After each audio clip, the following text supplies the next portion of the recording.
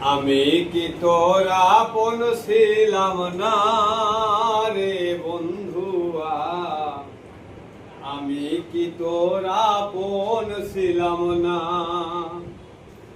আমি কি তোর আপন ছিলাম না রে বন্ধুয়া, আমি কি তোর আপন ছিলাম না।